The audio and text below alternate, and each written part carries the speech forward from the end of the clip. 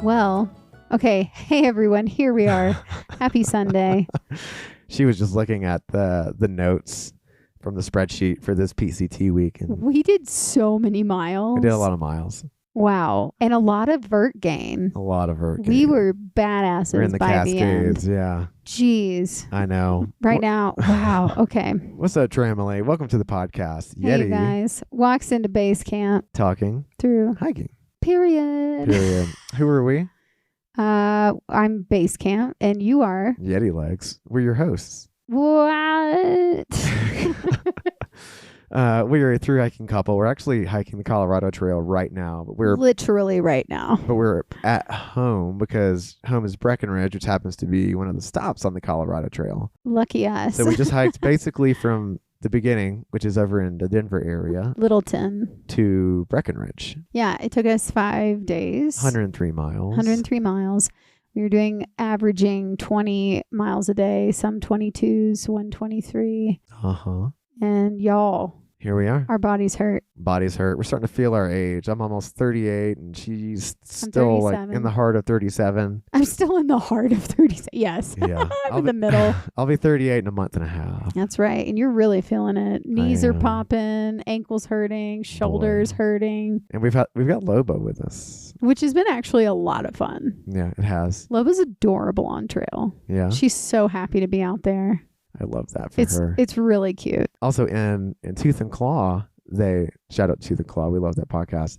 They introduce themselves like with who they are and what they do. Oh, you want to do that? Yeah, maybe we should say like what we do. Sure. Wesley, or Yeti Legs, who are you and what do you do? I'm an ecologist / biologist for a state agency here in Colorado. What are you? I am a freelance commercial film producer and also assistant director. Strangely, sometimes those go hand in hand in my world. So she's really good at talking and organizing and staying on timelines. And I'm really good at animals and trees and Observing observing and things listening. and taking pictures apparently. So yeah, I'm a good listener. Really, my whole job, it depends because producing is different than assistant directing. But also at the end of the day, both you have to be like a mother and a best friend. So You have to handhold, but also be able to like I'm herding kittens. slap somebody. Literally, if you need to. I am herding kittens. That is my job. But like, don't slap them because that's a lawsuit. Yeah. Yeah. But yeah, drink of the choice. Drink of the choice. We're drinking beers. I'm drinking Isolation Ale from Odell's. This is What? so winter warmer style because winter is here. Winter is here. Yeah, we have snow up on our peaks here in Breckenridge, Colorado. It's a dusting. It melts and then it gets another dusting in the evening. So we're in this cycle and we're hiking the Colorado Trail. So y'all pray for us. We knew this was coming. It wasn't. We did. It was not a shock, but in October, Mhm. it's literally a toss up. It is. It's like putting heads or tails on a quarter. You may get snow. You may not get snow in October. You just don't know. It's like putting heads or tails on a quarter. But a quarter already has a heads or a tails, so you just flip it and see what you get. You know what I mean? Yes. I'm going to call you out on Yeah, that. that you're just flipping a quarter and seeing if you get snow or not snow. Yeah. But because last year we didn't get any snow in October. No. It was shocking. And now we are. And you know what? Yeah, and then the year yes. before that, we did get snow in October. So, heads or tails. Heads or tails. I think what is heads? Snow, and then tails is no snow. Mm-hmm. I think we got heads. No, we should do tails as snow and heads as no snow. We should actually get a quarter out and do it and be like, okay, let's see if this is really, you know how they did that like in future, like to see how the gods were talking to them. Like, is God telling us there will be no snow or will the mountains let us summit them on this hike? I guess we'll find out, won't we? That's the question. That is the question. Well, we're actually right now hiking the Colorado Trail. We're about a week into it, and every single day, multiple times a day, we've used our Sawyer squeeze filter. Love, love, love. Would never go and do a hike or through hike or anything of the nature outside without a Sawyer squeeze filter. Again, we always take a backup, so we do keep some chlorine tabs with us or aqua tabs, but our Sawyer squeeze is our number one go-to filter or water treatment system that we use. And what's super cool is they just did a partnership with Canuck Bladders, where they now, Sawyer has a duality Canuck that says Sawyer on it with a Sawyer filter. Yeah. Super cool. You can get that at your local REI. You can get it on their website. And it's just great to have. I have that right now. The Sawyer Canuck bladder is what I'm calling it, with my Sawyer filter. And it's just so easy. I mean, we gravity filter, or honestly, you use that little cap that connects it to the bottle, and I can just connect it so easily so it doesn't fall off, and I can so quickly just filter my water if we're like, okay, we need 5 minutes here at the water, the river or something. Saved our lives on the Arizona Trail because that was some nasty water. Oh my gosh. Nasty stuff. So yeah, you guys, if you don't have Sawyer, you should definitely check them out. They're amazing. You can go and pick up a Sawyer squeeze filter at Walmart, of all places. Yeah, so that's super right. convenient and accessible. But if you're listening to our podcast, thank you. And shoot us an email at yetiwalksintobasecamp@gmail.com. The first person to do so will be the proud winner of a Sawyer care package, which will include some type of Sawyer filter, because they do have a few different ones, but it'll have a filter, a few other goodies in there for you. All you got to do is be the first to email us. And Basecamp, what do you want them to tell us in this email? Ooh, tell us your coldest night on trail. Coldest? Yeah, well, because we're entering cold on trail. Okay, your coldest night on trail. And what did you do? Because if you didn't know, whenever you take filters out there, you need to sleep with them if it's going to be below freezing. Because if your filter still has any water in it and it freezes, it could make or render that filter useless. And we've also been sharing these stories, which we will share with all of you on the podcast as well. We're just kind of building them up, but yeah, we've been sharing them with the Sawyer team, and they've been loving them. So thank you so much to all of the winners so far of the care packages. It's been really fun to get to read your stories. Yeah, so shoot us an email with that and be a care package winner. You know what? I think we should skip our Cotton World updates today and just get straight into PCT week 25. Yes, y'all. yes. We're so close to the end of this thing. This mother liquor. It's taken us 3 years to finish. It's taken a great amount of time. It has. Okay, well, let's talk about it. PCT week something. Week 25. Week 25. This is day 169. Gosh. I had to emphasize that. Yeah, that made you choke. Yeah, that's great. When we last left you off on PCT week 24-ish and PCT rest of week 24. Don't forget. We're Snoqualmie and norovirus. Norovirus, Snoqualmie. We started to climb up to the catwalk, the Kendall catwalk, and we camped about halfway with U-Turn. He was this awesome French ultra runner. So that's where we left you off in the last episode of the PCT. And you remember U-Turn left super early the next morning, so we didn't see him when we were packing up. Yeah, he left super early, so we couldn't see his physical or emotional state. So we packed up. We woke up, packed up, and we climbed. And that climb was a son of a bitch. It was up to the Kendall catwalk, spelled with a K, catwalk. And it was beautiful. I remember it being an absolutely stunning area. It was gorgeous. Yeah, and the top is like the Alpine Lakes Park or something like that. So beautiful. There's a lot of lakes up there. There's a lot of locals. A lot of locals up there camping, hiking, walking. They looked a little soft. Yes, some of them were. So you could tell they weren't through hikers. Yeah, it's like a few miles up to the top. Yeah, but so like anybody who got up there, like good on you. Yeah. Because it's not an easy one. It's not an easy climb. But you know, it's not the hardest of climbs. No. It's not a 14er. But we were trying to find U-Turn. We're like, where the heck did this guy go? Where did he go? So we do get up to the top of the catwalk. And the catwalk, it's kind of just like a narrow strip of trail along a wall with a drop off to your right. if you're going Novo. And we see all these alpine lakes, and we're like, wow, it'd be great to dip in these, because we still hadn't swam yet. And we're looking at one of the lakes, and we hear a voice ringing out from the other side of the lake. Yeti Legs Basecamp. And it was U-turn. It was U-turn. We're like, why is he on the other side of the lake? What's happening? And he's like waving at us. Hey. And we're like, hey, what are you doing over there? We were like, you want to have lunch or something like that? He's like, don't come over here. We're like, oh, that could only mean one thing. So we ask him. He's like, I got it. Norovirus. And we're like, oh, fuck. He had already set up camp on the other side of the lake in the trees. And my mind flashes back to the day before. I had drank some of his beer. And I'm like, oh my God. Doomsday is happening. I'm like, I'm going to get it. Like, it's inevitable. Norovirus is coming for us. Like, this is now, you've set something in motion. Something that cannot be taken back. No, it's just like the Grim Reaper. Once it's set in motion, you're going. Don't shake the Grim Reaper's hand. Exactly. We walked like maybe halfway across the lake just so we could have a conversation with the guy. And he's like, I'm going to post up here and I'll start heading out when I can. Yeah. We're like, well, we got to keep going. I guess we'll go and do what we can and pray to the trail gods that, we don't get sick. That's literally where we were at. Yeah. And so we did. We kept going, and we actually saw a few tents pitched here and there on the side of the trail. Carnage. It's like carnage, y'all. Like, they're not even far off of the trail. You could tell these are desperation pitches. These are desperate because they were probably about to shit their pants or throw up. They're like, I just got to pitch my tent and get in it. Yeah. Like that. I mean, it just looks like, we just see these tents just throughout the day, which is not normal at all when you're through hiking. No. Everybody's packed up and gone. Like, you don't just pitch up in the middle of the day. And you want to be like, hey, are you okay? But you don't want to come into contact. Exactly. So we're just like, we just keep hiking. Yeah. And hoping they're all okay. Like, we ran into a few tents that day. They're fertilizing the plants around them.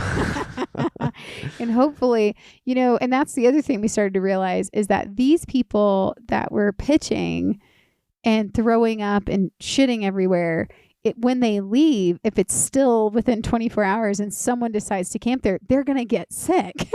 Like, they could get sick. Like, it's just wild to think. You don't know that when you're pitching there or camping there. If that's, you know. It's kind of a scary thought. Because someone easily could have pitched where we did on the Arizona Trail. Yeah. Who knows? I really hope we don't get norovirus on the Colorado Trail. That would suck. I don't think we will. Maybe from the Cal area. There's like 30 miles of Cal. We should aqua tab on that too, on top of filtering. Filter and tab it, definitely. Yeah.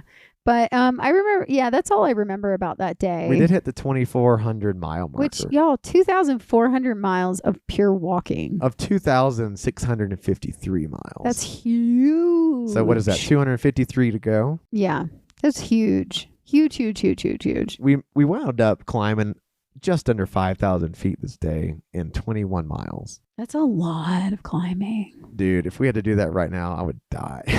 We would cry. This is back in 22, so we were a little bit younger than we are now. But also we were at the tail end of the trail. I think even now we could do it. We're in badass shape. I think we could do it now too. I think so. But you know what though? I still remember even then my feet hurt. And my legs still hurt. I think the feet and the legs are just always going to hurt. Yeah.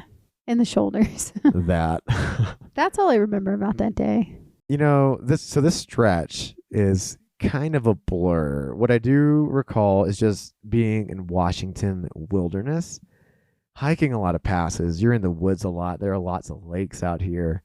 It's kind of just like full PCT immersion. Like, if you can think of, I guess we don't have a comparison because we hike the Sierras in the snow, but if you can imagine the Sierras, I would say this is the second closest you're going to get to being like completely removed from civilization, is out in the Cascades of Washington. Mm-hmm. And that's what these days are. Really. Gorgeous. Cascades is just freaking stunning. I mean, my gosh. And it was really special for us too, because we had tried to hike in the Cascades on our engagement trip. Yeah. Isn't that where you were planning on proposing? The Mount Baker Wilderness is where we tried to go. Is that where you had planned on proposing, but we couldn't get a permit? Or were you wanting to hike there after you proposed? I'd intended to propose to you back in 2020 in Canada, but we couldn't. I was thinking of going to like the Calgary area, and we're going to go do a hike around there, but the borders were closed. Yeah, and then I thought we were going to try. So I was going to propose at an ultra race, which I'm glad that I didn't, because we didn't finish the ultra race. And it was a bad one. It was a bad one for us. Like bleeding chafe and everything. And shitting everywhere. So I decided to propose on Mount Rainier. But we had talked about the Wonderland Trail in the Cascades, though. We had talked about it, but we never did it because we couldn't get a permit. Yeah, the permitting system was booked out. So yeah, we didn't. Okay, we were wanting to do it, I thought, when we were there. And then we tried to go and get a permit after I proposed to you, after doing Rainier in the Mount Baker Wilderness, and we couldn't. So we just did what we could do that didn't require permits. Yeah, so the Cascades was something we were really excited to get into. Redemption. Yeah. We had a right to be there. That's right. The fact that we had hiked all the way from the border of Mexico to that is a huge feeling. Huge deal. And so that was really cool. I just remember, I think this week though, we had gotten into the Cascades and it was just so stunning everywhere, and you're in Alpine a lot. I don't remember the second day at all. Day 2, I do know that it was a big day. 5,900 gain, 28 miles. It's almost 6,000 feet of gain. There's a really iconic thing we hiked by. It was called the Cathedral Rock. And so we're just doing passes and passes and passes this day. Some of them are tree covered, some are like on exposed ridges with nothing but like sheer sharp scree. And we saw a lot of marmot. I remember that. Saw a lot of marmot. And it's really cool because you're doing all these passes and these massive like ridge traverses. And then you get to the other side and you can see what you just did. And you're like, wow, we just did all those switchbacks, covered that massive traverse across the scree field. And it's kind of rewarding. Yeah. And then you get to Cathedral Rock. It's kind of in the trees. You can see this giant like mountain structure that looks kind of like a castle or a cathedral, like it's named. So I got a really cool picture of that. And then I only know this because I saw it on the map, but we camped by this thing called the Cle Elum River. I just remember it sounding really weird. Cle Elum. Cle Elum. Enum Claw. Enum Claw. Enum Claw. Enum Claw. I always, whenever I hear these words, I think of the little, in Toy Story, the little things in the trapper. They're like, take us to your leader. The little aliens, yeah. Yes, the little things are like, take me. It's like, Enum Claw. Enum Claw. Cle Elum. Oh my, that's a stretch. That's a stretch. Oh my God. But that day, that's all. I don't. You clearly remember more than I do. That's about all I got too. But 28 miles. No wonder I didn't remember anything about this day. Almost 6,000 feet of gain and in 28 miles is a lot. But I think the next day is more impactful because we got to Stevens Pass. This is day 3 in week 25. Total, it's day 171, which is crazy. This is early or late August. They were hiking right now. We got to Stevens Pass. And before we got there, we had been hiking on and off with some more French people, a French couple. A lot of French people, right? I don't remember this French couple then. They were the vegetarians or the vegans. We had met them way back whenever we were in the Sierra. I thought that was the French couple we talked about last week or the week before. Well, they were here again. So it's the same French couple. It's the same French couple. Oh, you made it sound like it was a different French couple. Same French couple, but okay. Different from U-turn. Yeah. Oh, yes.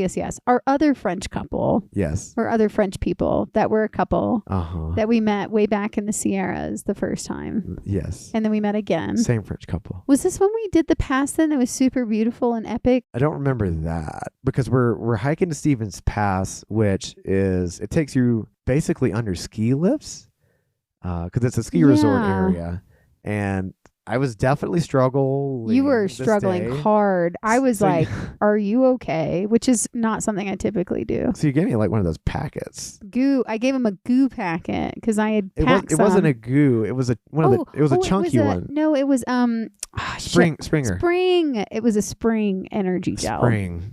You know, when you open these gels, like you just open them and then you suck out the contents and that's it. Well, for some reason. That's what she said. Yeah, it is. For some reason, she handed me the spring gel. Because he was really sucking the hind tit. So I needed some sugar. He really did. Because for some reason, you guys, even this far into the damn trail, he's like, I can't have sugar. I don't know why I didn't just like eat little. I don't either. Little Debbie's like fruit all the time. leathers or something. But this spring, when I opened it up, it exploded. It went all over him. All over me, all over my face. It looked like all over cum my on pack. it because it was yellow. It was like chunky applesauce, like all over my face. It was all over his face and hair and his goatee and his clothes. There's a picture. It was really funny. But the beer that we got from this guy in the parking lot of Stevens Pass made up for it, for the utter humiliation. This sweet that I man. felt. Yes. Well, when we ran into that French couple, though, was it when we were hiking or was it when they were trying to hitch? So we were hiking, and then we got to the parking lot Before them? before them Because they had stopped. because they had stopped for lunch or something. Oh, that's right. We kept going, and then we get to the trailhead, and we're really tired because we did 5,000 feet of elevation in 22 miles, which that's a shit ton of elevation. It's a climbing lot. If you hike or run, you know that's a lot. in 22 miles. So we were really tired that day, I remember. And I just remember I kept saying, man, I really want a beer. And it was a hot day. Yeah. And we get down to the end of the trailhead where we know we need to hitch. And this guy's just sitting in his truck in the back. He's sitting in the bed He's of the just truck, chilling. drinking a beer. He's drinking a beer. He's like, hey, guys, how you doing? And we're like, oh, we're tired or something probably. And So I look at Basecamp and I'm like, I'm going to ask him. well, because I think he said, do you guys need anything? He didn't. He didn't? You just said, do I was you like, have I'm any going to extra? ask him. That's right. You said, I'll pay you for a I was beer. like, do you have some beer? I'll We'll pay you. And he goes, oh, yeah, I got so much beer. I'll give you some. He's like, I'm just waiting for my friends to get down here. That's right, because they were doing a hike. Yeah. And so he had a shit ton, like a cooler full of beer. Yeah. And man, oh man, he gave us ice cold beer. Ice cold beer, like 16-ounce cans. It's pretty sweet. And we just hung out with him and we talked with him for a bit. Yeah, we did. And it was kind of nice, wasn't it? It was. He was a lovely fella. Don't remember his name at all, but Nope. all I remember is he gave us some ice cold beer. I forget what stopped us from continuing to talk to him. I think we just had to go, but eventually we went over to the highway. Yeah. And started trying to get a hitch. And this is about the time that the French couple showed up. They showed up as well. So it's really hard to get a hitch as a guy. And it's also really hard to get a hitch when you're a large group. So we all kind of like stood back We split up off of the highway. Yeah. But of course, Wesley and I typically get hitches within 5 minutes. Because she stands in front and we're matching. And we match and we look cute. Yeah. And so typically people look at us and go, huh, they seem like a nice couple. Yeah. Yeah. And finally, I think it only took maybe 5 to 10 minutes tops. This larger SUV pulls over right in front of us. He's like, hey, what do you need? Come to find out his name is Steve Polter. Steve Polter. Steve Polter. Sweet guy. Love this guy. And he had an accent. He's English. He was from England, but he lives here. He immigrated here, and he is a U.S. citizen now. And he and his wife have lived here for like 25 plus years. So, Ice, you can keep your hands off. Okay? Yeah, we said his name, but he is a U.S. citizen. Keep your hands off. But he was kind enough to offer the four of us a ride. Yes. To Leavenworth. Yes, he was so kind. Because Leavenworth is a drive. Yeah, Leavenworth. Isn't it like 25, 30 minutes? Yeah, it was a pretty lengthy commute from Stevens Pass. Yeah, which is always, we're like, shit, how are we going to get back? Like, there's always things you think about when you're through hiking when it comes to logistics of trying to get to a town and back to trail. You're like semi-desperate. So you're like, I just want to get there. I'll pay you gas money. What do you need? We'll give you $30 if you want. Yeah, just let me get there and I'll figure it out. I'll figure it out after I'm there. And that's what we did. Usually we would get into a town and figure out lodging then, and usually over a beer, which is actually what we did in Leavenworth. We did. But typically also, whenever we get a hitch, if it's a male, Wesley would sit in the front. If it was a female, I would sit in the front and we would talk to them. Yeah. And so Wesley sat in the front with Steve, and you guys really hit it off very well. Oh, Steve is, I don't know if the word is professional, but he's like a semi-pro, at least biker or cyclist. Yeah. He does some pretty impressive stuff. He does. And he's like in his 60s. He's retired. So I'm not going to put an age on Steve. Maybe Steve, late 50s, but like this isn't a young guy. Like no, he's a silver fox. He's a silver fox male. Yeah. And he's got to be in his 50s, 60s, somewhere in that. But he's still athletic and like super athletic and really nice. But he had retired. Him and his wife were retired. And he was wanting to help us out. And they were enjoying their life. Yeah. Yeah. And he helps hikers out a lot, is what he said. Yeah. He knows the struggles of extreme athleticism. Yes. So he does really try to help through hikers when he can. Yeah. But he took us to Leavenworth. We got dropped off. And of course, we went to a brewery. And then lo and behold, Guess who? Wait, did the French couple get off there too? Or did they keep going to another town? I think they went to another town. I think they may have, because they had a package or something to somewhere else. Yes. Skycomish They is the had, other town. yeah, because you can go to either Skycomish or Leavenworth. So we went to Leavenworth, which is a Bavarian/German themed town in Washington. It's freaking awesome. It's one of the cutest towns I've ever been to. If you like beer and good fried schnitzel, like go to Leavenworth. If you want to get a taste of German culture, go to Leavenworth. Yeah. Yeah. But wait, I thought we were texting Tumbleweed. We were texting Tumbleweed because he was there. And we told him we were in Leavenworth. So he met us. He met us at the brewery that we were at trying to game plan. And of course, he's leaving. He was leaving. This is the theme of us, is like, we'll get into a town. He's leaving the same town. He's like recovering from norovirus. He was still struggling. Recovered. Yeah. But I think he was on the tail end of it. Mm-hmm. It was really good to see him. Mm-hmm. And he ended up writing a bronze statue of a goat or something. A picture. We have a picture of him writing. He's sitting on a goat. It's a bronze statue goat. Uh-huh. And he's riding it like a boss. Like very a boss. Funny. With his knee brace. With his knee brace, yes. But we found an epic Airbnb there that I still love that spot. It was so cute. Is that your favorite town on the PCT, Leavenworth? Ooh. I think for me, Leavenworth and Idlewild are like right there. Idlewild is second because of the shitty brewery experience. Idlewild's, the hotel room we had was the best one on trail. Thanks to my aunt. Yes. Thank you, Aunt Janice. But we got, oh my God, Idlewild, we had a fireplace, a king size bed, and a bathtub. Like everything you could ever dream of on trail. The Airbnb in Leavenworth was amazing. The bed felt so amazing. But we had a shared kitchen. Was the only thing. Yeah. Which you didn't have to go into. We didn't know who was sharing it with us at the time. And we were nervous, though, about norovirus, too. So we kind of stayed in our room. We pretty much just isolated. But we did go into the kitchen, though. Eventually, because we got there to Leavenworth the first night. We pretty much just stayed isolated in our bedroom. We ended up going out to eat after Tumbleweed left, and we checked into the Airbnb. And the restaurant that we went to, we were in there having dinner and talking about the trail, and this guy overheard us. And he just gave us a bunch of cash that was in his pocket. Like $50 or something? Yeah, or? and like a bunch of loose change. He's like, I just think funny. It was the cutest thing ever, because he was like, I just think what you guys are doing is so like superhuman, like superpower level. Like, this is amazing and so encouraging. And I just want to give you something. And all of a sudden he just pulls out all this cash in his pocket. And he's like, take it, take whatever, take it all. take my life. We were like, because I think we were planning for the next stretch or something at dinner. And all that cash pretty much covered our whole town. Dinner. Yeah. It was hilarious. He was so cute. Sweet guy. I know. It's really funny, you guys, when you're on trail and you start to talk to just people who don't do this, and they start asking you questions, and they'll be like, so what are you doing? And you're just like, yeah, we're hiking this trail. Mm-hmm. So you carry everything on your back? Yeah. We do. So what do you do for food? We carry it to eat it. So how many miles do you typically do in a day? As many as we can. Well, how many is that? Usually 20 plus. That's insane. How do you use the bathroom? How do you go to the bathroom?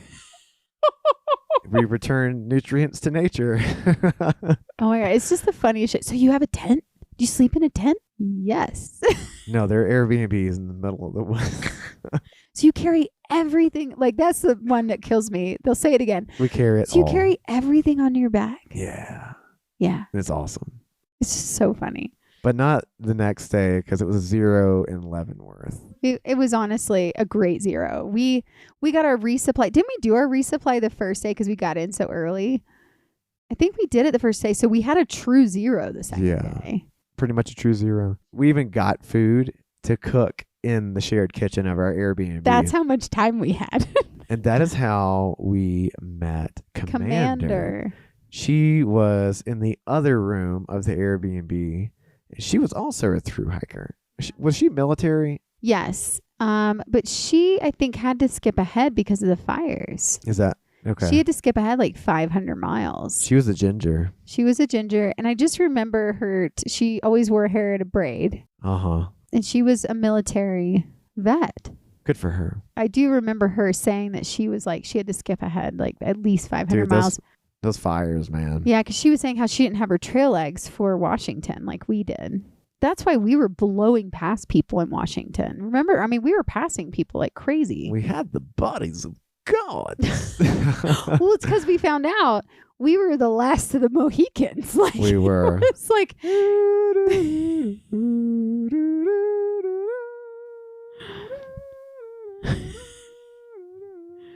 you go. If you know, you know. If you... IYK.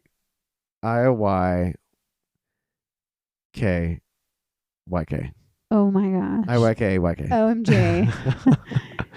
I had to really think about that. You did. It's okay. We're not we're really in the, we're not those millennials. Nah. I feel like we're in a different bracket of a millennial. The old ones. We're the older millennials. But we were the last of our group of people that had continued their footpath that didn't have to break it. Mm-hmm. And so that means that the last of your group means you're starting to meet people that had to skip ahead. Yeah. So we met a lot of people that had skipped ahead. Whereas all the people, all of our friends or groups that we had met in the SoCal and the Sierra Nevadas, they were actually finishing the trail at that point or had already finished because I don't know what the fuck they were doing. I guess we took more zeros than them. I reckon so. They were doing 25, 30s every day. I don't know. But because we were doing 20, 25s by this point pretty consistently. Yeah. But it was just interesting to like meet all of these people and we were passing them and going at least 3 miles to 3.5 miles an hour by this point. Mm-hmm. But it's just because this is the shape we were in. And unfortunately, all these people had to skip ahead 500 plus miles. And so they didn't have the same type of legs that we had, which is wild to think. But anyway, Commander was asking us questions, you know, about that too. I remember us talking with her about that. About the shape. Just, the shape. And she was like, man, that's so, she was so, like, not jealous, but she was just like, man, I wish that I had gotten to do those 500 miles. And well, I'll tell you what, we made up for it because we got Mr. Poulter. Mr. Poulter. To pick the 3 of us up the next day. We did. So Wesley, because Wesley and Steve Poulter became best friends when they were riding in the vehicle together. Yeah. What you guys exchanged numbers. That's funny. Ever since I've been writing blogs and talking, I guess, about the podcast, he's called this our tale of woe. I guess I always talk about the hardships more than the good times. It's funny because we now probably see more of the good times now. Uh-huh. But when we were in it and right after, we were like, shit, that was really hard. Yeah, and posting about it and writing little blogs. Because it is really hard. It was a tale of woe. It was. Like you can't, the one thing about thru hiking that if you don't really grab hold of this understanding, it's that it's really hard and it hurts. It mentally is hard because you're out there. And you don't have the security and the safety blankets of all this comfort that we have in the cotton world. Yeah. And so the sooner you can understand that, the better it will become. Because you can embrace it go, wow, this really is hard, but we're going to keep going. So, it's like beating your body into submission. Damn. No, it's actually, no, it's really beautiful because I think you become fully embodied on trail. Yeah, and that's what we should be in life. And so it's the biggest teacher to when you go back into the cotton world. My octopus teacher, my thru hike teacher. Yeah, my trail teacher. I call the trail my teacher. We may have found an octopus this day because this was the first and only day that we got into a body of water to So swim. Steve picks us up, takes us back to Stevens Pass, which is 45 minutes away. Yeah, so the two of us with Commander. Yes, and he would not take our money. No, of course not. And his one request is, could he hike out with us? I'm like, of course. So he did. He hiked out with us, Yeah. and we talked about this lake with Lake him because it was Valhalla. Lake Valhalla. My Danish ancestry. Because I had seen it on trail, and I said, babe, It was beautiful. if we're going to jump into any lake, it should be Lake Valhalla. Valhalla. So Steve wanted to hike to the lake with us. He wanted to hike with us to glory. To glory. Yeah. Yes. And Commander too. With the Commander. With the Commander. Poulter and Commander. Oh my God. That's funny. So we got into that damn lake. So we got into Lake Valhalla, which is probably like between 5 and 10 miles from where he dropped us back off at Stevens Pass. It's not close. It's definitely past. I think it was 8 or something around there. But yeah, it was not close. We all spent like an hour to 2 hours at the lake. Yeah, we chilled. We took a picture together. We have a nice picture, all of us But together. y'all, that water was so cold. It was freezing. It was freezing. Couldn't stay in long because as soon as you get in, Yeah. everything like clings to you and the bits hanging down. The little bits are, suck in. they literally are trying to protect the jewels. Protect. But Lake Valhalla was stunningly beautiful. There were a Oh, few it was other families beautiful. there, and we did the thing where you hold out the little bits of food and the Mountain Dew will come up to you. Yes, it was so cute. Yeah, that was pretty awesome. Yeah, we have pictures of that too. We do have that. Yeah. Me and all my whiteness standing there without a shirt on. You look Yeah. sexy though. I'll take that. Yeah, you should. In your short shorts. Oh yeah, let me tell you. With no shirt on, baby. Ooh. Yeah, you getting thoughts? A little Uhtred over here with my ginger Uhtred. Steve Poulter did leave us, so we hiked off a little bit with Commander, but again, like Marie was saying, or Basecamp was saying, we were in like slightly better shape, so we just had a faster pace. So I don't think we saw Commander the rest of this trail. No, we didn't. But it was so great meeting you, Commander, if you're listening. I know. She was really a kind soul. But yeah. we had miles to we had make. we had to get moving. And then I don't remember Pearl Lake. I don't remember this. Camp by Pearl Lake Yeah, we ate a lot of blueberries. at the lake at the campsite. Yes. Oh wait, I you do slightly remember remember? because I was really concerned about bears because we were by berries. Yes, so we're by this lake called Pearl Lake. Oh, now I do. There's Yes, a it was open. Crap ton of berries. Oh my God, it was gorgeous. There were 2 or 3 other tents around the area. Orgasmic gorgeous. And I remember the stars popping like I've never seen them Oh my pop gosh, on trail. yes, and yes. And did we leave the fly off that night because it was so beautiful? No. We kept the fly on, but didn't we though? We rolled it. We rolled it up. So yeah, we had a tent that allowed us to like roll it halfway. Dude, it was so cool. And so we had it covering our heads, but we rolled it up over our feet so the mesh was exposed. We could above see our the feet. We could stars. see the stars. It was nice. And I remember there were like 1 or 2 other tents there. Yeah. But man, that was a gorgeous spot. Yes, and I'm being concerned that maybe there would be a bear because we had so many berries around our Dude, it was like a berry haven. I'm It was berry, surprised yeah. they hadn't been taken yet. I was shocked. But yeah, we filled our bellies with berries. Wild blueberries or huckleberries. Yes. Same thing, kind of. Yeah, that was a magical place. Oh my gosh. What a good day. And it was super open. It was just, it was gorgeous. And it was just by these beautiful mountains. Yeah. You know when you get those days and you're like, this is just a good day. That was a damn good day. That was a good day. That was a really good day. Yeah. Oh, I don't even remember the pain from that day. The tale of woe is nothing but a tale of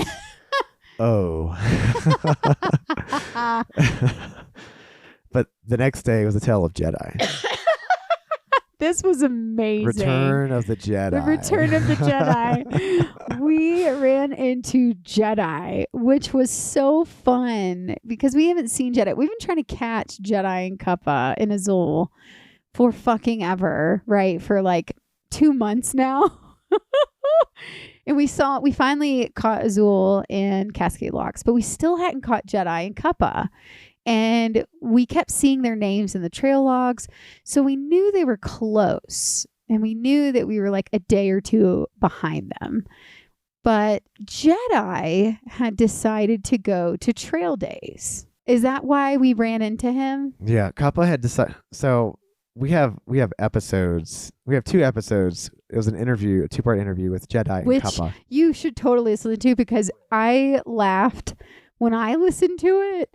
I was laughing so hard. They're such a funny pair, and together they're so jolly. They're so fun.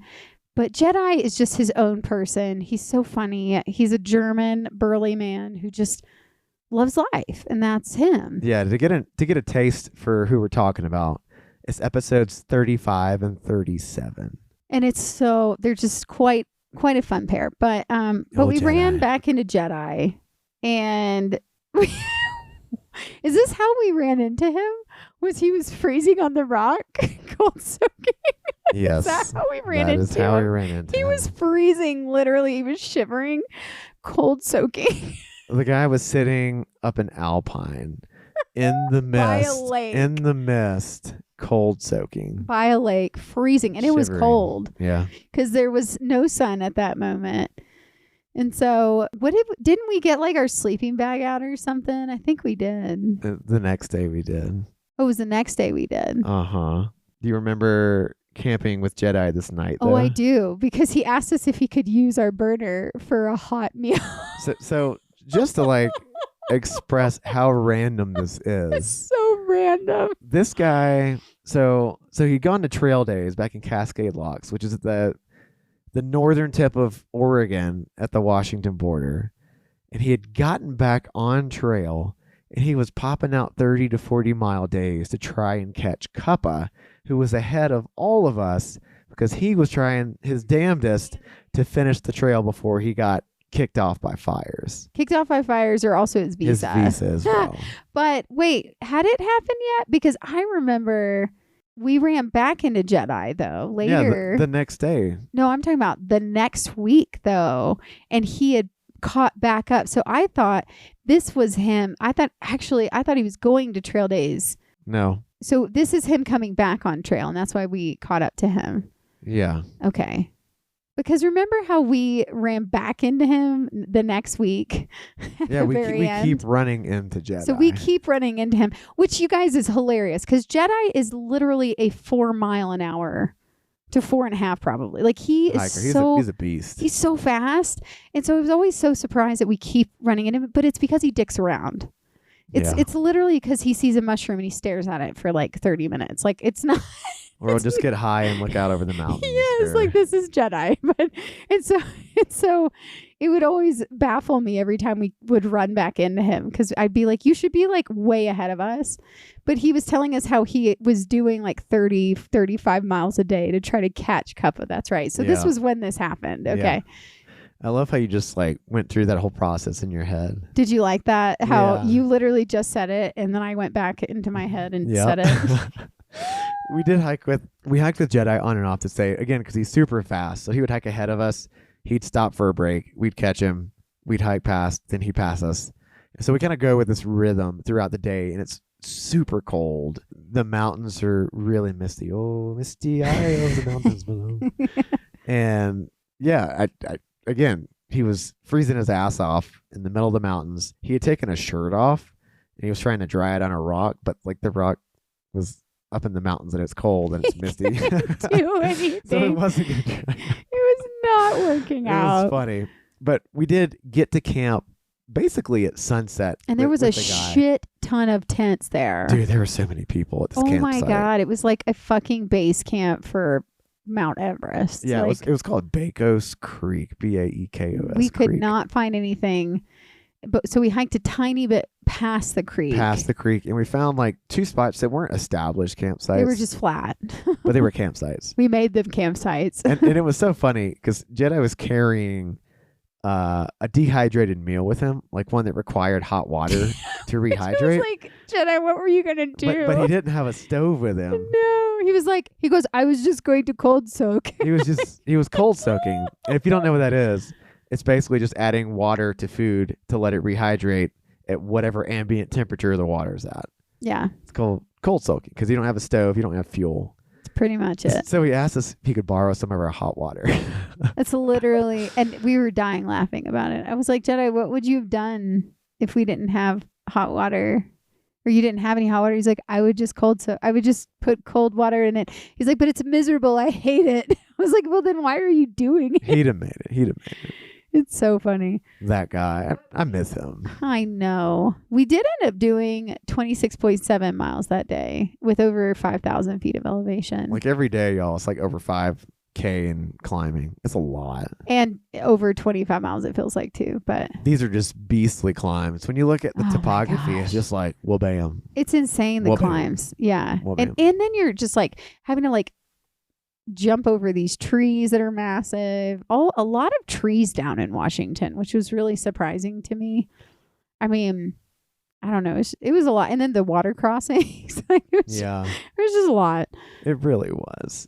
But there were also a lot of marmots to stay, which kind of, it made the climbs easier. Cute marmots. The horny marmots.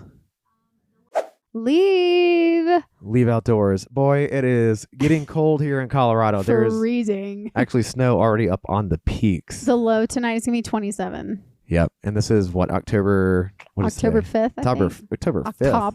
October 5th. But we have our Leve layers with us, which we're super grateful for because they've kept us warm, but they breathe at the same time. And you know what's wild? So I've been using the 120, especially right now. And the coolest thing I love about the 120 is that it's freezing. I feel like when I'm done hiking, I'm sweating and it's really cold, right? So your heart rate's starting to slow down. And then I put the 120 on and it's wild how I cannot feel the cold through it. Even though it is the most lightweight clothing that I have. And it's just so wild to me every time I put it on.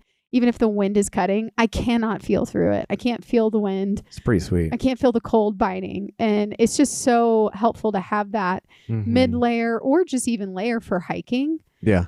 Or at night, I put it in between my jacket. And man, oh man, it really does keep me warm. Yeah. Super thankful. Super thankful. So thankful. So thank you. You could do one of two things now. You can either take our discount code, which is Yeti Walks into Basecamp, and apply that at checkout at Leve Outdoors website. Once you've selected a few things that you want, that'll get you 10% off of your entire purchase. That's Yeti Walks into Basecamp. Or you could email us at yetiwalksintobasecamp@gmail.com and tell us your coziest campsite where you're like nestled up. Nuzzled with the campsite. You're nestled up in your campsite and you're just in a really cozy situation. It could be hot or cold outside.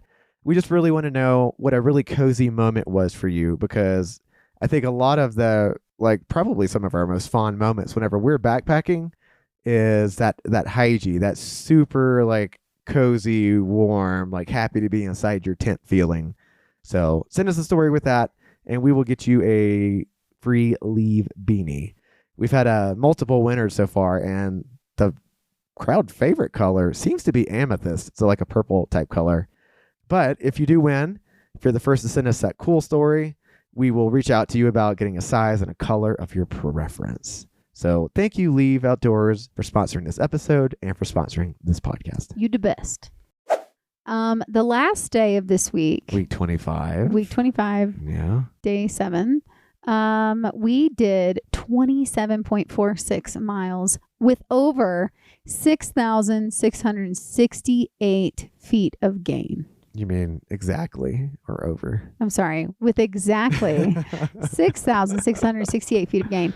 I think that's the most we've ever had in one day. I think that was our biggest day. We had a day about that big down in the SoCal desert and the San Gorgonio, which is kind of surprising. Gorgonio.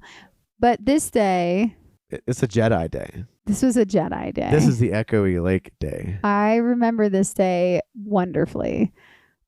We hiked on and off with Jedi that morning, and he was literally hiking, which looked like a slow jog, and hurtling over logs that were 3 to 4 feet off the ground. I wish I had a video of this moment, because we left camp before Jedi. Yes. Because Jedi doesn't leave camp early. He sleeps forever and then he leaves.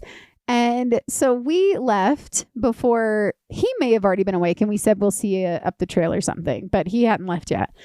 So we leave. We're hiking this one spot where there's a ton of down trees. And like, there's this massive tree that we're approaching.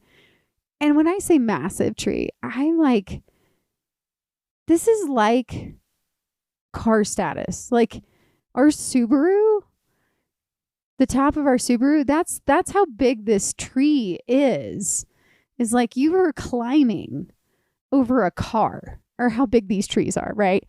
So I'm seeing this massive tree coming up, and I'm like, oh, damn. I'm going to have to whale flop over it. Yeah, I'm going to have to whale flop over this sucker. And all of a sudden, we hear Jedi behind us. Oh, Basecamp, Yeti Legs, hello. He's so excited about life. And he's like, how are you doing, blah, blah, blah. And he's just like, like he doesn't miss a beat. He doesn't stop. Nothing. Okay, I'll see you guys up the trail. He might as well have just walked through the tree because that's how smooth it was. All we see, the next thing we see is him not even stopping, not even hesitating. And he just leaps over the tree. Without effort. Without effort. I was like... That's the part that got me. We both stopped hiking. And we were like... We both looked at each other and were like, did that just happen? I'm like, I could never.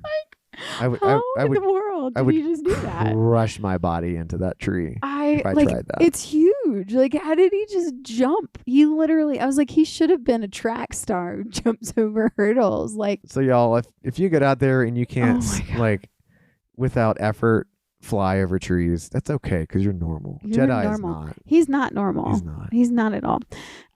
But then we run back into Jedi at some point, and we decide all to camp. We all decide to have lunch at this lake. It's a gorgeous lake. Don't even know the name of it. Have no idea. But there was this like little carved out rock area, and that's where we decided to have lunch together. And again, the day is like, we've got clouds rolling in and out. We don't know if we're going to get dumped on, if it's going to be snowing. Yeah, it's cold. It's a cold day. This is the first time and the only time we ever did this on any hike. We pulled out our sleeping bags. For this snuggled in them. Because it was so freaking cold. It was so cold. Jedi was over there just shivering. Did he pull his bag out? I think we shared our bag with him. Because I don't think he had a good bag. I think he was pretty cold. Yeah. But the lake had like a really epic echo. And you and Jedi just started yelling Johan. Yes. Penis. And then penis, yes. Like two guys do. Like two high schoolers. It was funny. Even though we're both grown men with jobs. Yeah. It was pretty great. I do remember also when we were eating lunch, I turn over and I look like towards, I like kind of turn to my right. It was called Micah Lake. Micah Lake. Yeah. Okay. I just remember I turn over as we're having lunch and I see this massive, defined cock. Yeah, it was yours, wasn't it? You were really excited that day. Love myself some climbs. What can I say? Big mountain. So I see a massive, big mountain trail. Thank you. And I just see these switchbacks going up this green mountain, and they're super defined. And I look at it and then I go, hey guys, do you think that's our trail? And then you pull out the far out. And I look at it and I'm like, yep, that's our trail. Of course it is. So we're going to go down. So we have to go all the way down, and then we have to climb up this motherfucker. Oh, yeah. Just full of steep switchbacks. And so I do remember that climb. I was preparing already then. I was mentally like, all right, let's get this mother going. I'm going to get some sugar in my body. Some shug. When we get to the bottom of this like part. And I remember when we started climbing, it's in these stupid thick bushes. Like the trail is overgrown. I'm pretty sure we're in a wilderness. We had to have been. And you're just trying to climb. Like you can't use your trekking poles because they're caught by the bushes. And so you have to like put your trekking poles away pretty much. Or you just hold on to them. And you're also in a rocky terrain too. So you're slipping on rocks. Yeah. You're covered by bushes that are trying to eat you. You can't use your trekking poles. And it's super steep. and you're going to activate your calves hardcore. And I remember that was the beginning of that climb. Calf mode activate. And I did fine. I actually crushed that climb. I was like happy as a lark. Do, do, do, do, do. Like I was just like pretty much singing up that climb. I was like so happy because I had sugar and calories. Look, I got an aversion to sugar. Okay. Sugar and calories in my body. Because I dumped a little bit more calories into my system because I knew that climb was coming up. Yeah. And Wesley was not doing well. You don't remember that? Oh, you were struggling on that climb. Like I was already 2 switchbacks up and I turn around and you're not behind me. I remember being angry at the overgrown bushes. You were also just angry because I was like, are you okay? I like yelled down at you. From like 3 switchbacks above me. Yes. And I'm like, Wesley, are you okay? And he's like, no. I'm not. I was like, you need some food. And he goes, no, I don't. I was being a child. Yeah. I'd reverted back to my childhood days. Yes.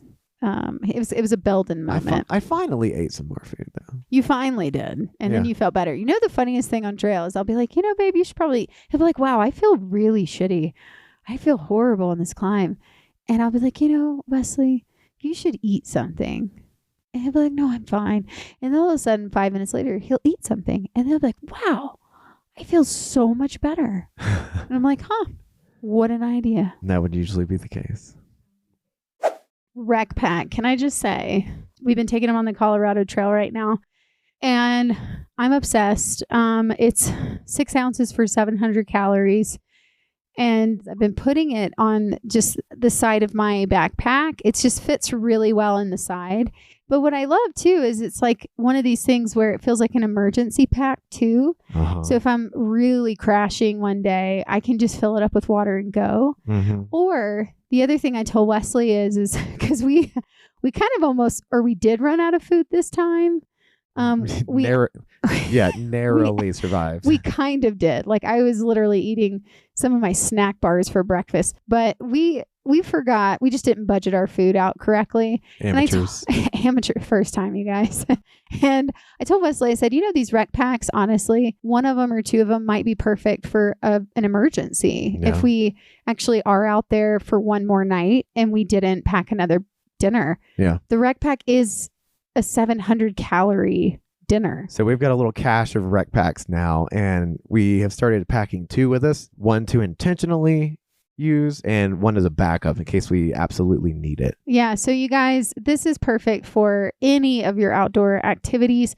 I mean, it's really an on the go, like if you're a really busy person and you're constantly on your feet, even at work, this is like a protein shake, but it's got every vitamin you need in it too. And it tastes really good to me. Like it's super tasty. Yeah. And it's coming out like a smoothie. So if your belly's got the gurgles and you can't quite do solid food, which sometimes happens, you can just basically hydrate a RecPak, down it, and you're good for another few hours. Super creamy, you guys. Creamy. I mean, literally, you pour water in there, creme. And you pour water and shake it up, and you're ready to go. And you don't have to drink it all at once. Like, you can drink it throughout the day. Like, I drank some of it for breakfast, and then I didn't want all of it. And so I had half of it, and then I kept drinking it on our climb to just continue to fuel my body. So if you want to check out some RecPaks of your own, they've got 3 flavors right now. So far, we've tried the vanilla chai and the chocolate, but they also have a coffee that you can look into and let us know if you like. We have a discount code for you. If you go to RecPak's website, plug in the discount code Adventure25. So spell out the word adventure and then the numbers 25. That'll get you a 25% discount on your purchase. Yes, I think that's quite an awesome deal. You can do subscriptions or you can do one-time purchases. I believe this only applies to those one-time purchases, but once you've tried it once, you'll be hooked. You will not want. It's literally like a protein shake, but you don't have to think about all this stuff to get the protein shake. Yeah. Thank you, RecPak, for sponsoring this podcast and this episode. You know who we saw this incredibly mean climb, though? We saw Bambi. Aw, Bambi. We've never really described Bambi before, have we? When did we... Oh, wait. We met Bambi. Yeah. In Sierra Nevadas. Yeah. very briefly. It was, super brief. We were coming back down Bishop as they were climbing up it. And we were like, don't do it. But they were like a super excited tramily that just seemed like nothing mattered. And so we were like, okay, good riddance to you all. But Bambi was in that group. Bambi is as sweet as she can be. So nice. Such a sweetheart. And we ran into Bambi. Going up this thing with Jedi. We were all like filtering water from a certain spot. And sweet Bambi. Wasn't Bambi with Not Bubbles yet. No? Not yet. Bambi was by herself trying to catch Bubbles, I think. She told us about Bubbles. Yeah. And she told us that she'd broken up with her trampoline. She was out there just doing her own vibe, you know. Doing her vibe. That sounds just like her too. I'm just doing my vibe. And Bambi is like tall, slender. She's got like brown hair and like brownish doughy hair. eyes. Yes, like brown doe eyes. That's how she got Bambi, I think. And she'd wear like her hair in pigtails, like and like braids. And she was probably in her young 20s. She was like a baby. And she was telling us how she'd broken up with her tramley. And I don't know if you guys remember in NorCal when we met this guy and he was in the back of the pickup with us. You didn't like him. Oh, the Jewish guy? Yes. He was chasing Bambi. Yeah. He was trying to find her. Bambi could do better. Well, she told us about it and how he was chasing her and how she was trying to get away from it. Yeah. But yeah, that was a whole tromance thing or really a pink blazing because she wasn't into him. Wasn't feeling that vibe. No. But she was trying to find Bubbles. And Bubbles and Bambi come in important later. They do. So, you know, we saw Bambi for a bit and then she found Bubbles. And we met Bubbles. Bubbles is a ginger too. Bubbles is a ginger. Was a transgender too, right? I'm pretty sure Bubbles was transgender. Transgender or gay. Either way. Doesn't matter, but they were super sweet and kind. I wish they had been in our tramily. I know. Bubbles and Bambi. They were just good people. Good energy, good vibes. And Bubbles, we were like trying to find a campsite. It was starting to get dark. Yeah. And where did Jedi go? So Jedi hiked on past us. He just wanted to keep going, right? Because he was trying to catch Cuppa. He just wanted to keep going. He's trying to catch Cuppa. And true to our nature, we're hiking into the dark trying to find a campsite because we had to make miles. Always. And we've reached a point where the trails become saturated with all these hikers because they had to jump ahead because of the fires. So this is really hard for us. So this is really hard because they're all pitching at 5 or 6. Or even if they're pitching later, there's still so many hikers taking up campsites. We cannot find one. You either have to keep going to find one or you got to make your own. Yeah. And this particular night, we actually... This is the most difficulty we ever had trying to find a campsite. And Bubbles had left a spot for Bambi, but they didn't have any more room. Even Bubbles was like, I wish I had more space for you guys. I'm so sorry. Like, and Bubbles was like, we can try to make more space. And we looked at their campsite and it was already really tight. So we were like, no, don't worry about it. Like, we'll find something further up the trail. But it definitely was starting to get like dark. Yeah, like the sun was behind gone. the mountain. Yeah, the sun was already gone. We had our headlamps out. We started with the but we did see there was still a little dusk, so we're seeing a little bit of light. But we passed, so we keep hiking, and then we look to our right, and we passed this one area where there's like 6 tents, I think. Yeah, it was like a small army. It was a small army, and we're looking at it, and we're like, we could maybe squeeze, but not really. Yeah, like it would be great if we could camp here, but we don't like. I don't know. We don't know any of these people. Like they don't know us. And they were all out eating too, but they were kind of staring at us and we didn't ask. And so we're just like, we'll keep going. But we're on this slope is the other thing. Like, so as we keep hiking, we passed that camp and we passed Bambi and Bubbles. Yes. And then we hike over this tree. We literally hike over a tree. It's this monster tree, just like the super, like think of a car again. And you're just climbing over these cars pretty much.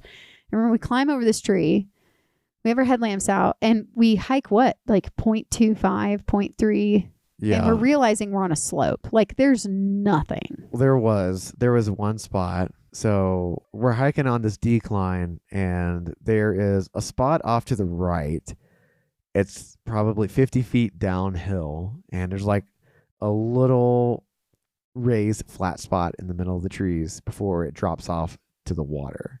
There's a creek, and we go down there, and Didn't I think it was haunted? The spot's like flat enough. Like it's not really that sloped. Like we could easily make it work, but you got really weird vibes. I got very bad vibes from there. I swear to God, it was haunted.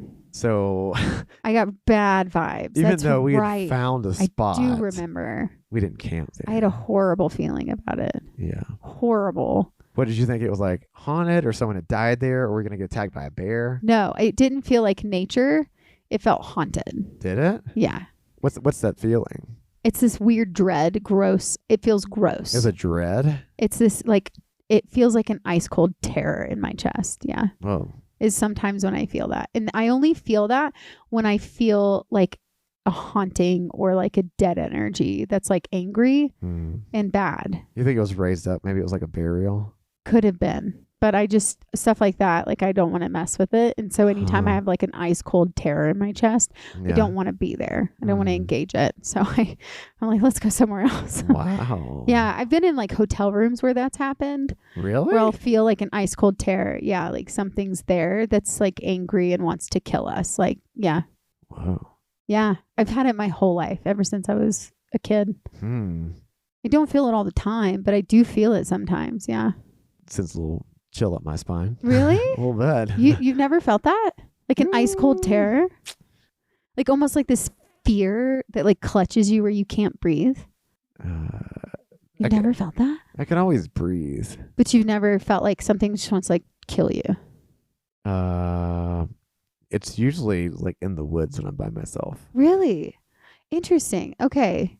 Like I've felt that, like I felt it in China at different times. I felt it in Europe. I felt it here. Really? Yeah. I even sometimes felt it in our house growing up. Like I swear to God, it's haunted. Our house. I have a question for you, but I'm going to hold it until we finish this day. Okay. So we're pretty much almost done with this day. So we go back up. Because she got this weird bone chilling. A bone chilling terror. Yeah.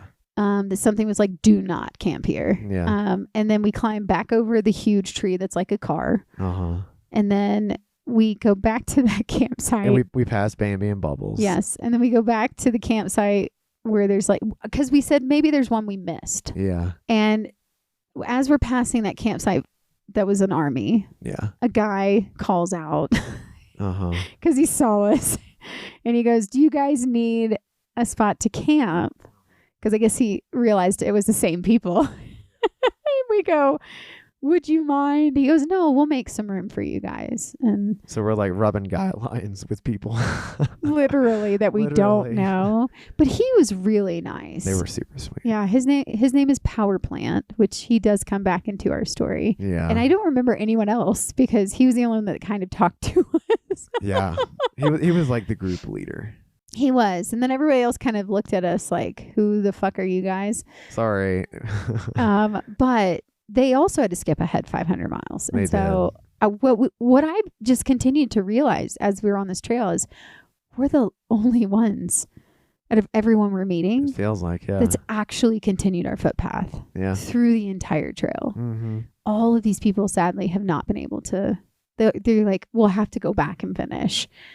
And just kind of realizing how lucky we were in that whole scenario to actually have that is really a gift. We lucked out. We did. So starting early, much. man. Yeah. Starting early. Yeah. But yeah, we tried to be super quiet that night. We cooked in our tent, I think, just to minimize our sounds. Yeah. I think I tried to eat something that didn't require cooking. I don't remember what we did. Yeah. I think I just ate like some bread and some meat sticks. I must have done the same thing though, because we shared dinners. Yeah. Yeah. We didn't, I don't think we cooked because we were trying to be as quiet and as quick as possible. Maybe we ate tortillas. Yeah. Meat Probably sticks or that. something. Yeah. But we'd escaped the dreaded campsite.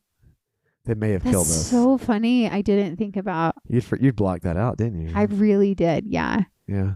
I did. So we use a lot of socks whenever we're doing hikes, backpacking trips, or through hikes. And I blow through my socks. I have always been a huge darn tough sock fan. But sometimes darn tough socks are not the right socks. So Marie has actually discovered Wrightsocks, Wright socks, and she has found those to be her cover-all solution for blister prevention. Yeah, even doing the Colorado Trail right now, for example, 5 days in, Wesley goes, "Have you gotten a blister yet?" And I was like, "Nope." And I will credit a lot of this to Wrightsocks. I think that the way that they've created this sock, I will say also, you need to let your feet breathe, like at lunch, or if you're taking a break or a snack break, let your feet breathe. Take off your socks, take off your shoes, let them dry out. But I absolutely hate blisters. I hate them. I have PTSD with blisters. I do not like them. Yeah. And I can attest to these Wrightsocks that I tried them on the PCT, and I went 700 miles with them and got no blisters. Yeah. And the one blister I got was with Smartwool socks. It wasn't the Wrightsocks. Yeah. So I think especially if you're prone to blisters, or there's something like my feet are prone to blisters. They get really wet and soggy and gross when I'm hiking or I'm long hours on my feet. So if you're an ultra runner, a hiker that is out there for a long times, long days, honestly, you need to look into Wrightsocks and try them out. It's truly changed my entire foot life. Do you want to explain what makes them different from any other sock? You know what? Go and listen to our episode on Wrightsocks, and we talked to Russ, who is the marketing director for Wrightsocks, and he literally goes into pure detail on the science behind the socks and Shameless why plug. they are. Yeah, but they're a double layer sock, which is a really big deal for these. Yeah. To clue you in, it's a double layer, so it reduces a lot of the friction, which causes blisters. Yeah, they do blow out a little bit, like a few hundred miles in. They do. Like you start getting a hole in the outer layer, but I've never gotten a hole in the inner layer, which is cool. And they've started coming out with a wool type sock as well. Merino wool, which has a little bit longer, a little bit more longevity. So that may be something to look into if you've been a darn tough person throughout your life. Yeah, but go check out Wrightsocks, you guys. I think you won't be disappointed. Yeah. Thank you, Wrightsocks, for sponsoring this podcast and this episode. Well, that brings us to the end of week 25 on the PCT. But as a really quick segue, this episode's coming out right before Halloween. I just want to know, what is the scariest thing you've ever experienced? Like, what is the most terrifying moment? Mine'll be far more lighthearted than yours. I mean, okay, so this is going to sound really creepy. When I was 11, I changed my bedroom to upstairs. So we had, to give a tiny backstory, our house that I grew up in was in Northeast Alabama in the Appalachian Woods. And my great-grandpa bought this land. He was a millionaire in the Great Depression. He built this log cabin during the Great Depression, 1929. 2-story, beautiful log cabin. But it had been passed down in the family. And my mother was the one who inherited that cabin and some of the land. So we grew up there from like I was 7 on. So I always slept in the middle bedroom. But that year when I was 11, for some reason I was upstairs, and I don't know, maybe it's because I wanted more privacy or something, because none of our doors were like locked in the house. And we only had like one working bathroom until my dad fixed the upstairs bathroom. So like imagine 6 people in a house with one working bathroom and no locks on doors. And my mother didn't have, sweet mother, she just would like open the door, any time of day. And I'm 11, like I'm exploring my womanhood. Like, yeah. So I think I decided to go upstairs. I had a little more privacy. And whenever I'd be up there, I'd always have this feeling that someone was watching me. Yeah. And I just had this weird feeling. And it wasn't a good feeling. It was a weird feeling, like a creepy feeling. Something's up here watching me. Yeah. And then one night I was going to bed. I turned off the light. I was reading a book. I was done reading, turning off the light. I was falling asleep. And I hear, I don't know if you've ever heard this, but have you ever heard someone grin and you can hear the bubbles? Yeah. I heard that. Really? And I thought it was Josh, my brother, because he loved to scare me. Like that was just something he did my whole life. And he would scare me and my little sister on the trampoline. He'd scare us when we would hang out like at night and talk. Like he'd, just come up and scare us. So I thought it was Josh. And I'm like, Josh, that's not funny. Yeah. And then I hear it, like I hear a weird noise. Like I thought something was there. Like I thought it was Josh, like that was moving. So I turn on the light and nothing's there. So then I don't remember when, but later I'm still upstairs. I'm still getting this weird feeling, but I'm continually staying up there and sleeping up there. Is this the same day? No, this is later. I don't know if this is a month, 2-3 months later. I don't remember. But it was at night again. And then moon. So there were no curtains upstairs. And we have two windows right out, like the bed faced the windows. So you can see outside. Yeah. And the moon would always hit these windows at night.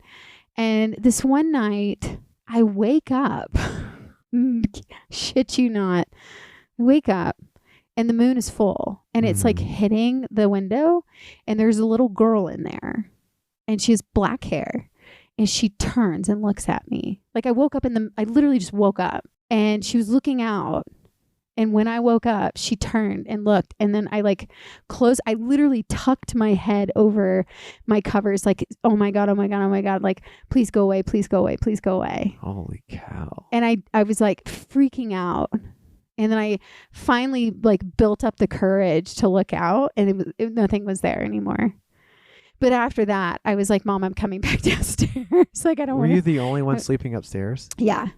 And I've always had a weird feeling up there. Every time I go upstairs. Like that's where your mom sleeps now. Yeah. Have you ever been upstairs? Only whenever there wasn't a floor. Did you ever? Oh, so you've never. Okay. So you haven't felt that. Like, I don't know. There's just weird energy up there. And so Mom told me just recently, because she's been staying up there. So Mom got the house renovated and it's beautiful, the renovations, but it's pretty much still the same house. It's just they got a lot of upgrades on the floors and the wood and stuff.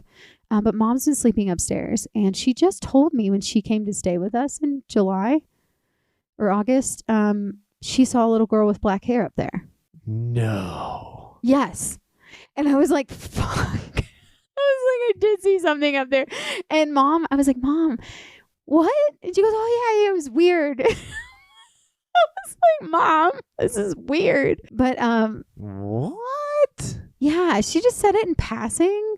And then I started talking to Amber, my little sister, and I was like, Amber, do you think Aunt Mary Jane? So we had someone who died when she was like a kid.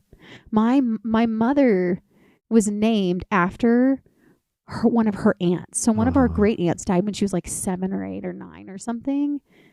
And I'm wondering if it's her. Because her name is Mary Jane. That's creepy.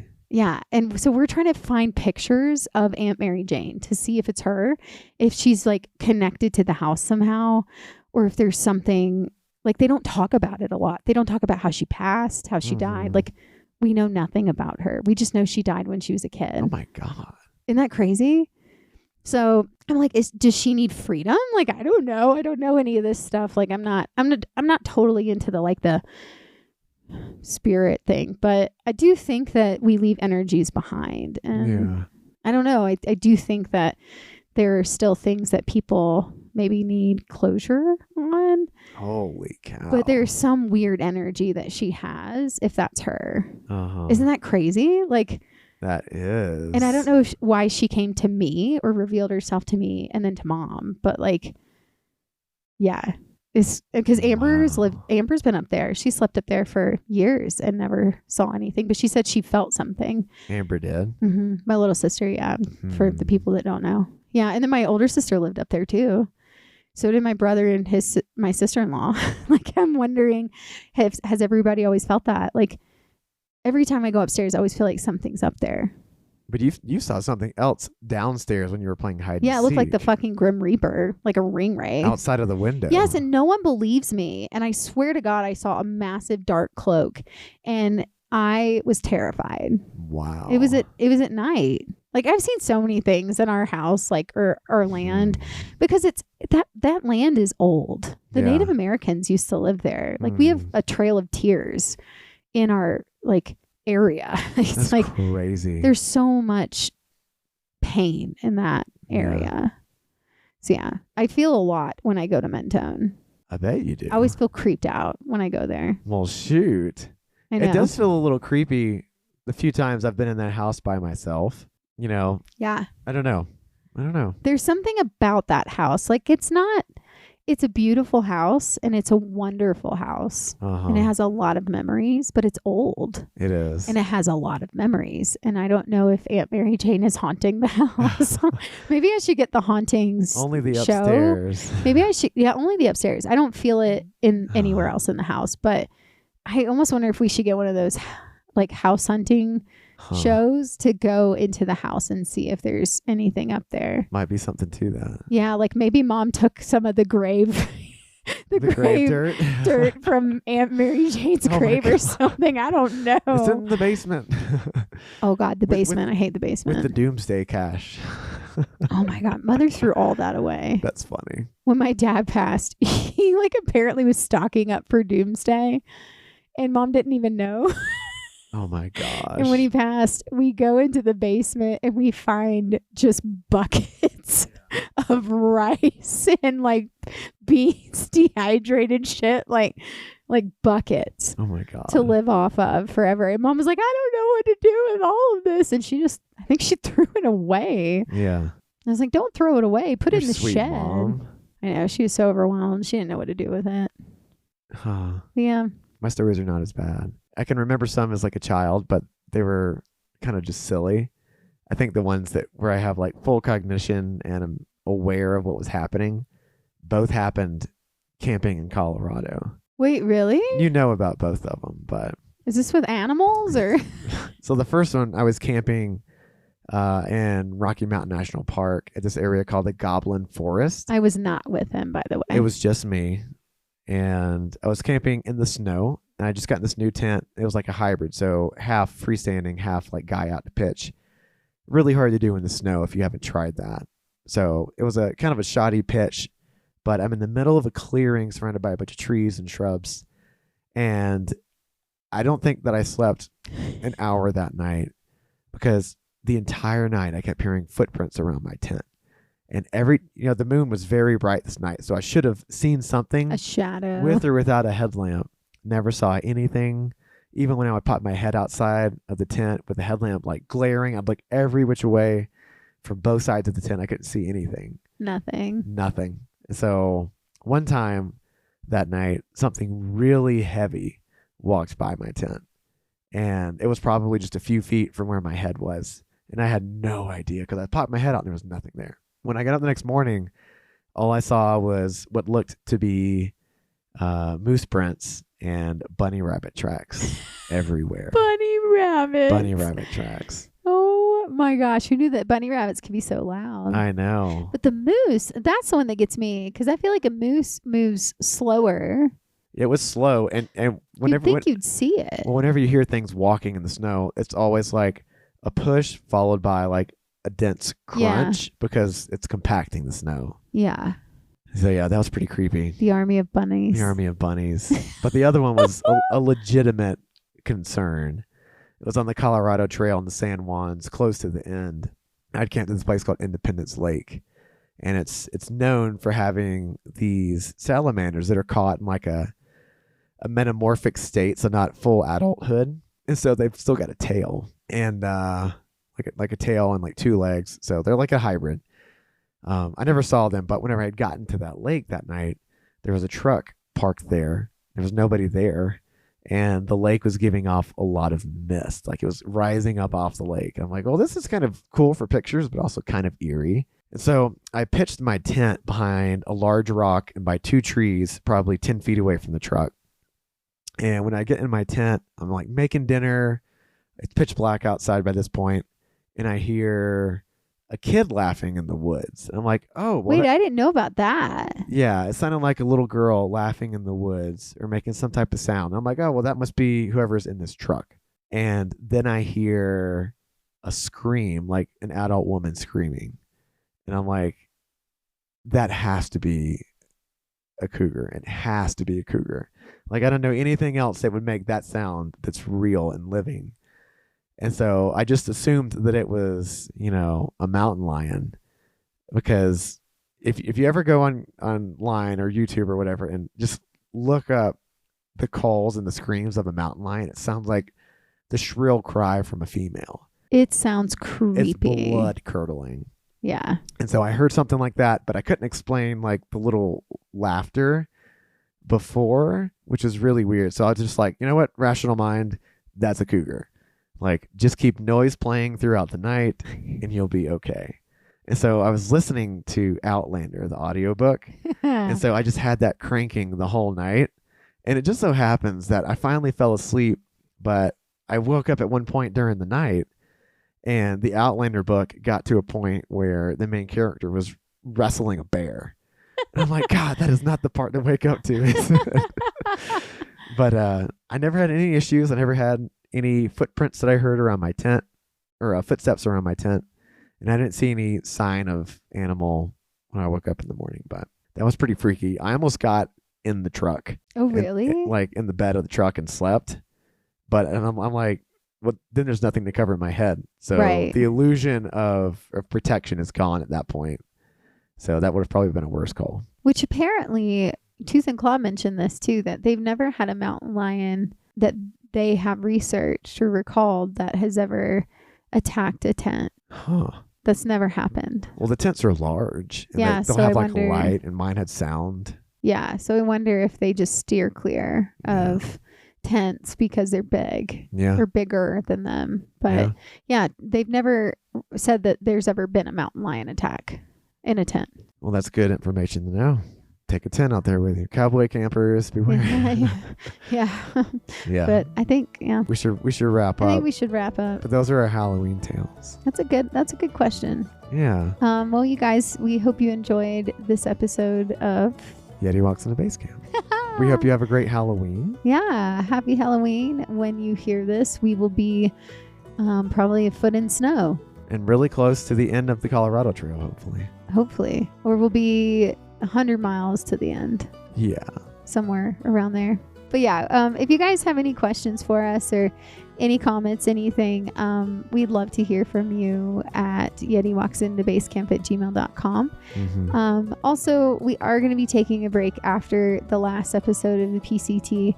If you guys have any burning questions that you want for next year, especially as we're going to start the new hiking season next year, if you have any questions at all when it comes to either water, clothing, backpacks, sleeping gear, or even being a couple on trail, or pooping in the woods, anything, like, we are open to talking about every single thing you can possibly think of when it comes to trail life. And so please give us your questions, and maybe we'll do like a burning questions episode to start the new year, or anything like that. We'll gather them. We'd like to make this podcast as interesting as possible and as informative as we can. Yeah, that's why we're doing this, because we want you to enjoy it, but we also want to give you information that can help you on your through hike. So or backpacking trip or whatever. So. And that's why we throw in the environmental corner from time to time. Yeah. Someone actually told us that just talking about like biology from time to time would be super interesting. Just like tree ecology or habitat, stuff like that. Yeah. So please send us your questions and like and subscribe. Yeah. And thank you to our editors for editing this podcast. And our wonderful team here at Yeti Walks in the Basecamp. We appreciate all of you. Brooke, thank you so much for everything you do for us as our producer, our helper of all logistics. Charlotte, thank you so much for being our lead editor. And thank you to AJ and Bren and Brooke and Charlotte, who also help edit these podcasts. Right on. Thanks to the Fire Once Lost for Appalachian Trail. It feels pretty fitting, given your scary story. You can check out their Spotify or their other socials. Check out that in the show notes. So as 11-year-old Marie. Oh, jeez. Sitting in a bed. Oh, no. Don't make me have nightmares tonight. Trying to go to sleep. You're sitting there and you hear the sound of someone smiling. You know what they're going to say after they smile? Happy trails. So creepy. Oh, all right, guys. Thanks.